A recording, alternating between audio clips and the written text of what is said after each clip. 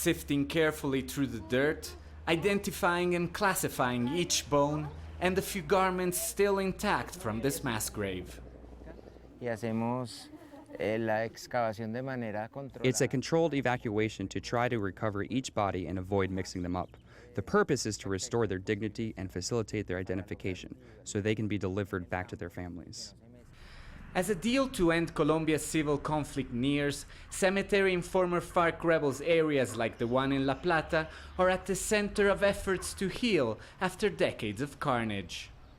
The government and the rebels agreed to create a high-level agency and share information in the search for tens of thousands of people believed to have been killed by one side or the other.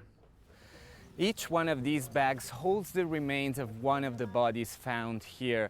So far, the forensic team has discovered 10 of them, but there could be up to 50 more in surrounding graves. It's slow and exhausting work. So far, 21,000 unmarked graves have been located nationwide.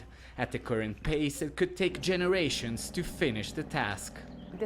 Unfortunately, the effects and the cruelty of our conflict means that any resources we might have could prove insufficient. But the Attorney General's office is working hard to advance and strengthen our institutional capacity to respond to the families in the shortest time possible. The graves in La Plata are thought to hold mostly rebel fighters killed by the military and possibly civilian victims of human rights abuses. Until recently, authorities made almost no effort to identify them or investigate how they were killed. Mrs. Ercilia says her daughter was forced to join the rebels in 1999. She hasn't heard from her since. After years of being too frightened to act, she added her DNA test to a genetic database the government is collecting. It would make me so happy. Hopefully the day will come very soon when I'll be able to hold some of her in my arms and feel relief.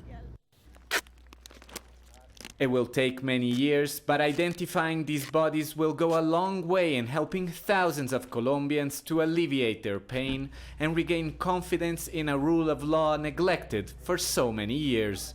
Alessandro Rampietti, Al Jazeera, La Plata.